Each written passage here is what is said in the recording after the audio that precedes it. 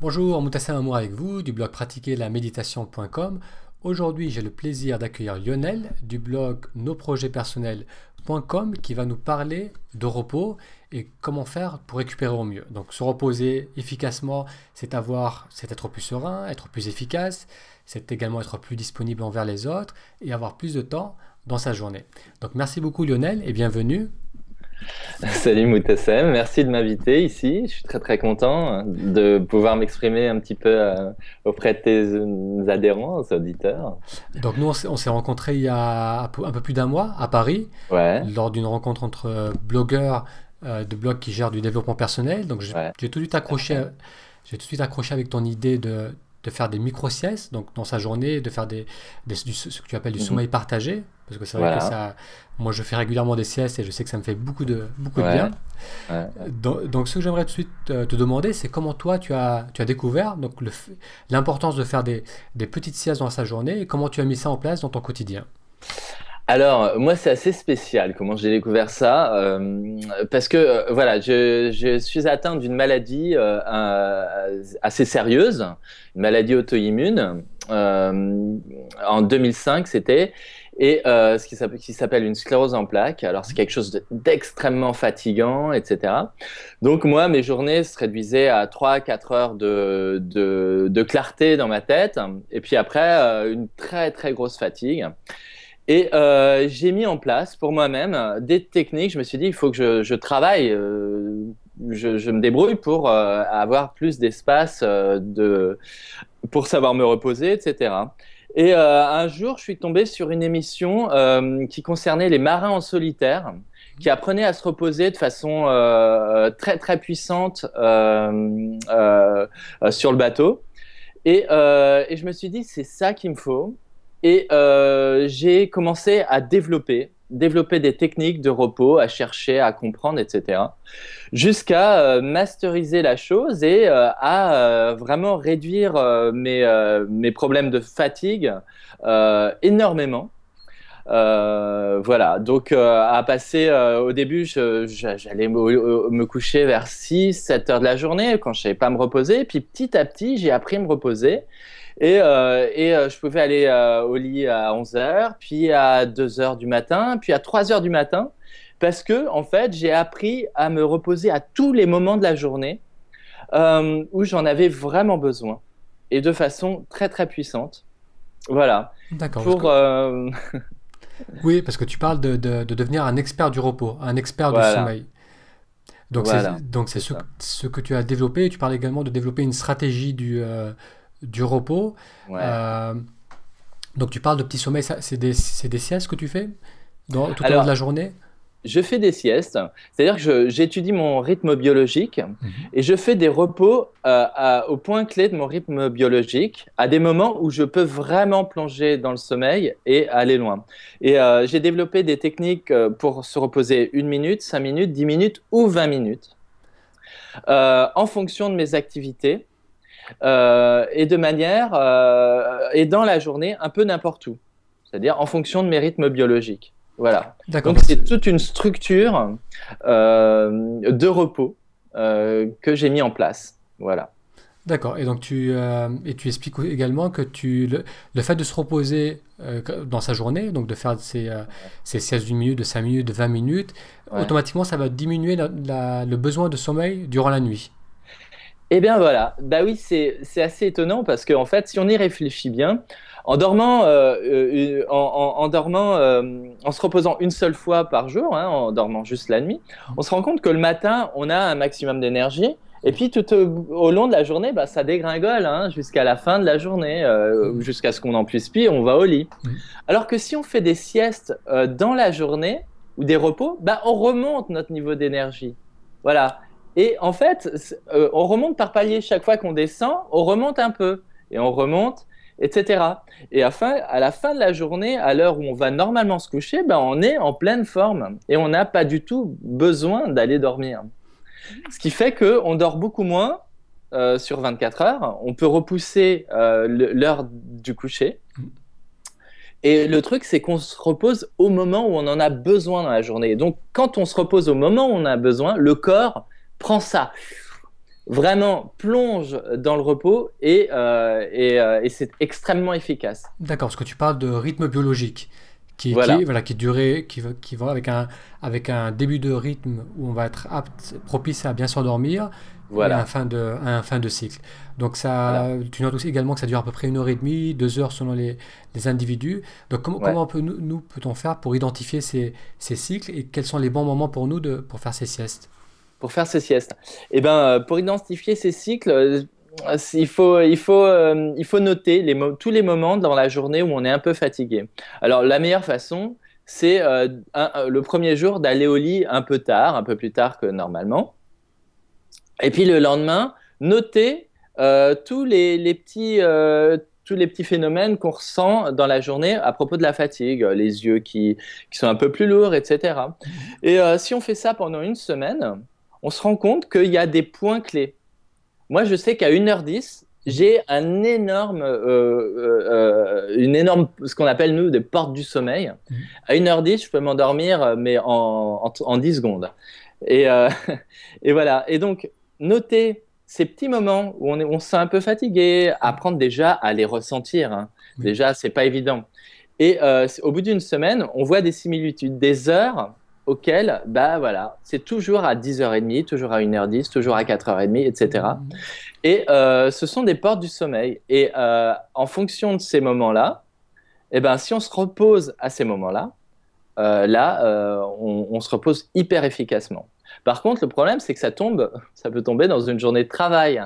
Ça peut tomber, voilà. Donc, ce que fait le sommeil partagé, enfin moi, ce que je fais, c'est que j'ai développé des techniques pour pouvoir se reposer n'importe où et n'importe quand. Sur un banc dans la rue, si c'est mon heure, faire une sieste un repos flash, des repos de 5 minutes, 10 minutes. Par exemple, au travail, le meilleur moyen, c'est d'aller au lavabo ou aux toilettes, fermer la porte. Et là, il y a une technique pour plonger 5 minutes vraiment hyper profondément. Voilà. D'accord, d'accord. Donc Et donc, il y a c'est plein de petites techniques en d'accord. fonction des lieux et des moments. Oui, donc c'est vrai, effectivement, on a tous expérimenté ça. À des moments, on a ce coup de barre, on a les yeux qui deviennent lourds, on sent qu'on est vraiment. Voilà, le corps a besoin de se poser, de récupérer, Voilà. mais la Ouais. plupart du temps, on pousse à travers, on continue et après, hop, on reprend on reprend un peu du tonus, mais Ouais. effectivement, on sent que cette fatigue, elle s'accumule petit à petit. Donc pour quelqu'un qui veut commencer, par exemple, par mettre en place une sieste dans sa journée, combien de Ouais. temps tu lui conseilles de dormir?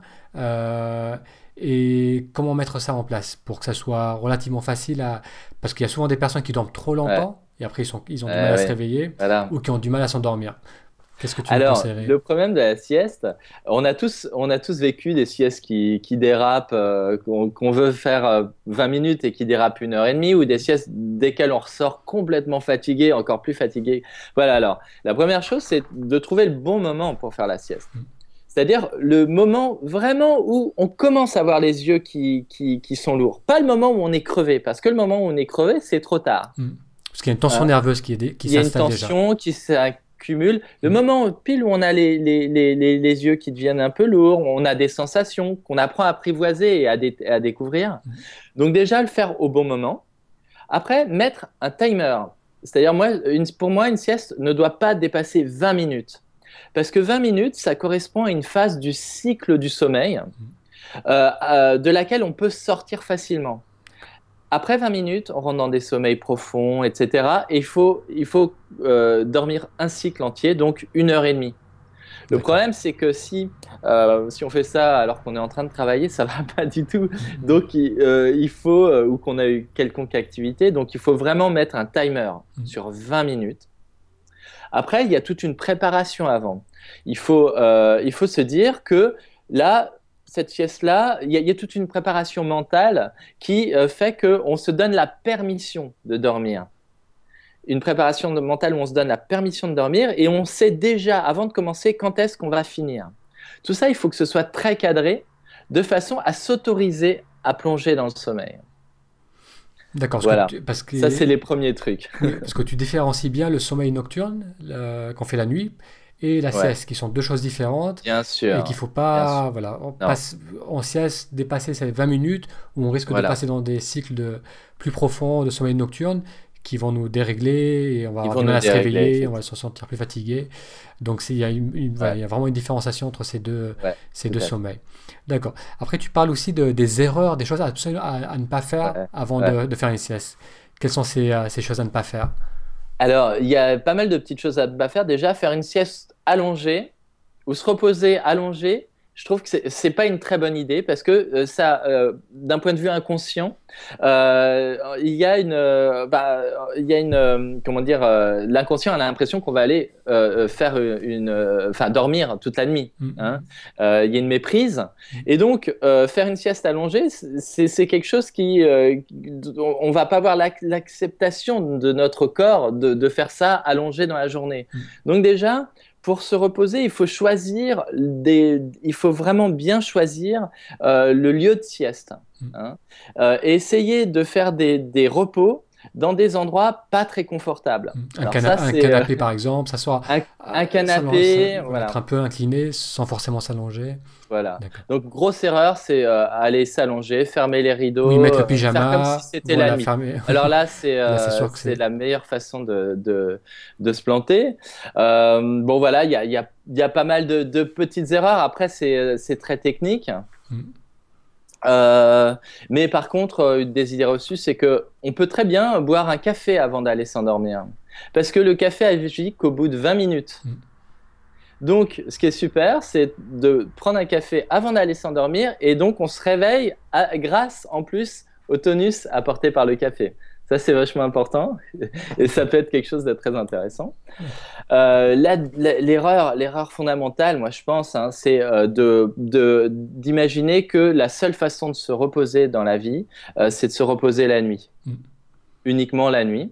Et alors ça, d'un point de vue historique, c'est très récent de se reposer en monophasique, mm, parce qu'il se trouve qu'avant l'ère industrielle, eh bien, il y avait des réveils nocturnes, il y avait des phases, on dormait en plusieurs fois, en plusieurs temps. mm.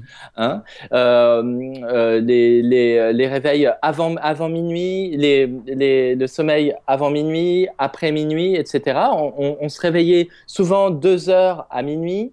On faisait des siestes dans la journée. Et ça, depuis aussi longtemps qu'on a des écrits, on sait que les hommes se sont toujours reposés comme ça.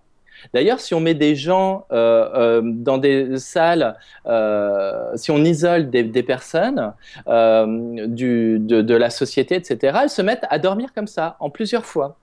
C'est-à-dire que le sommeil monophasique, c'est pas naturel. D'accord. Et c'est vrai que lorsqu'on observe les enfants, ils ont ça d'une manière assez innée. Les Ouais, enfants se dorment dans la bah oui, journée, parfois ils se posent, ils s'endorment voilà. 10, 15, 20 minutes. Et, euh, et après, effectivement, Ouais. avec les années, on perd cette habitude de récupérer dans la journée et on fait ces sommeils monophasiques. Je dirais, Pardon, qu'il y a certaines cultures qui ont plus la culture de la sieste que d'autres aussi. voilà. Mais c'est vrai que les enfants et les très jeunes enfants sont un modèle. C'est un modèle d'exception pour les adultes. Mm. Parce que nous, pour passer de l'enfant qu'on était, qui dormait quand il avait besoin, en fonction de ses cycles d'ailleurs, hein, toutes les heures et demie, etc., à l'adulte qu'on est, nous, eh bien, on se rend compte qu'on a complètement désappris à faire tout ça. Mm. Hein, aujourd'hui, quand on est fatigué, ben, on prend du café, on essaye de tenir. En fait, tout ce qu'on a appris dans notre vie par rapport au repos, finalement, si on regarde bien, c'est à lutter contre la fatigue. Mm. Hein. Et ça s'apprend même à l'école déjà très tôt. Je ne sais pas si tu as des enfants, moi j'ai des enfants, déjà en CP, on leur dit d'arrêter de faire des siestes. Mm. On leur dit de faire des temps calmes. Donc ils restent, ils se mettent ils bougent pas, ils se mettent comme ça sur la table, Mm. ils bougent pas. Mm. Donc on leur désapprend à faire Mm. des siestes. Et puis petit à petit, il y a même plus de temps calme. Et puis après, quand on regarde notre évolution, bah, on se rend compte que on est plus intéressé par regarder la télé le soir que par aller au lit. Donc on se force à lutter contre le sommeil. Puis on grandit, puis on prend du café, des excitants, etc. Et finalement, arrivé grand, on prend des somnifères Oui, pour et- réapprendre. oui, c'est vrai. Et le truc, c'est que voilà, moi ce que je propose, c'est de réapprendre tout ça Mm, mm, mm. et d'intégrer ça dans une vie d'adulte bien remplie, active, de façon à être plus en forme tout le temps, à profiter de plein de choses plus longtemps puisqu'on se couche plus tard, on a beaucoup plus de temps pour faire des choses, euh, tout en faisant quelque chose pour nous-mêmes, qui est se reposer, prendre du temps pour nous. Et c'est quelque chose qui donne immédiatement du feedback parce que on est tout le temps, juste après une sieste, même de 5 minutes ou de 10 minutes, on est hyper en forme. Oui, On est hyper en forme c'est vrai que et on arrive à c'est faire. très encourageant. Le fait de pouvoir faire ça pendant 2-3 jours peut-être à la suite et ressentir les bienfaits qu'on peut ressentir. Parce que oui, c'est vrai qu'il y a des choses essentielles que tu as dit, le fait d'être déconnecté de son corps, des besoins du corps, des rythmes du corps. La plupart du temps, les gens poussent, donc ils arrivent à une fatigue accumulée et ils ont presque besoin de s'assommer après à travers la télé, les somnifères, l'alcool pour pouvoir pour rentrer dans le cycle du sommeil. Du coup, le sommeil n'est pas récupérateur. Et c'est vrai que si on n'a pas de l'énergie dans la journée, on ne se fait pas plaisir, on n'arrive pas à avancer dans ses projets, on n'est pas disponible envers les autres. Donc c'est vrai que ça a le potentiel de transformer notre vie, ne serait-ce que de mettre en place ces petites siestes qui vont nous refaire le plein d'énergie et pour repartir. Ce que tu notais également sur le PDF que tu proposes, et je mettrai le lien sous cette vidéo que je recommande à tout le monde, que faire 20 minutes de sieste efficace, ça pouvait nous faire gagner 1 heure jusqu'à 1 heure et demie de plus avant de se coucher. Donc ça, c'est énorme aussi pour les gens qui veulent avancer sur d'autres projets, passer du temps plus avec leurs enfants. Et toi, par rapport à... Donc, tu notais que tu avais cette condition auto-immune. Et donc, je sais qu'aujourd'hui, tu as plusieurs activités. Tu es thérapeute dans l'hypnose ericksonienne. Tu as aussi une entreprise. Tu gères aussi ce blog. Donc, comment tu sens que c'est une clé fondamentale à ta capacité à faire toutes ces activités, que de pouvoir dormir régulièrement? Effectivement, moi... je suis, en fait, par rapport à ma maladie, j'en suis sorti cliniquement. J'en suis sorti grâce à un travail d'hypnose et aussi grâce au sommeil. Ça, c'est vraiment pour moi une clé essentielle parce que pouvoir avoir plus d'énergie tout le temps, c'est génial. Et donc, moi, si je fais mes siestes régulièrement, donc je suis plus en forme tout le temps, je me couche plus tard et ma maladie n'a pas d'emprise sur moi. D'accord. Donc, je peux être chef d'entreprise, faire de l'hypnose, être hypnothérapeute, avoir 2 enfants jeunes, voilà, faire plein de... Je suis aussi musicien, enfin, j'ai énormément d'activités et c'est uniquement le sommeil partagé qui me permet de faire ça. Les jours où je ne dors pas, où je ne peux pas me reposer, je reprends une condition normale. Je dirais pas que je reviens à ma condition de 2005, mais je reprends quelque chose où il faut que j'aille au lit à 10h, 10h30. Voilà, c'est vraiment, et moi je le vois, vraiment c'est automatique, quoi. Je dors, je fais 2 siestes de 20 minutes dans la journée, je pète le feu, je fais plein d'activités, j'en fais pas, c'est au lit à 10h avec les enfants. Donc c'est très flagrant. Et voilà, c'est très flagrant, pour quelqu'un qui n'est pas du tout familier avec les siestes, pour quelqu'un qui lorsqu'il va se dormir, dort plus de 2 heures ou qui n'aime pas faire des siestes, combien de temps tu penses qu'il faut pour mettre en place cette habitude de faire ces petites siestes dans la journée? Eh bien, moi, ce que je propose, c'est de commencer à faire des tout petits repos. En fait, d'ouvrir des brèches de temps dans la journée. Parce que ça, déjà, on a des journées linéaires. Je propose d'apprendre à ouvrir des brèches de temps et à faire des tout petits repos qui sont peut-être certaines, pas très loin de formes de méditation très, très courtes. Et après, d'étendre petit à petit ces temps de repos.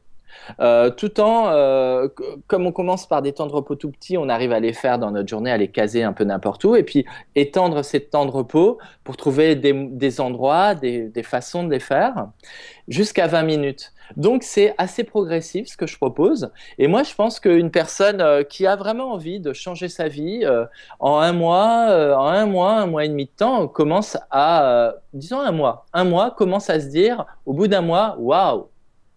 Avant, je faisais pas ça. Avant, quand mes enfants gueulaient, étaient embêtants, j'étais tout de suite énervé. Et voilà. Avant, j'allais au lit à telle heure. Maintenant, je vais un petit peu plus tard. Voilà. Et ça se voit dans toute la journée.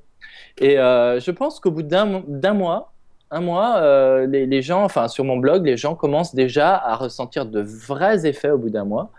Et puis après, on peut aller beaucoup plus. Enfin, on peut, voilà, en plus de temps, on va encore plus loin, etc.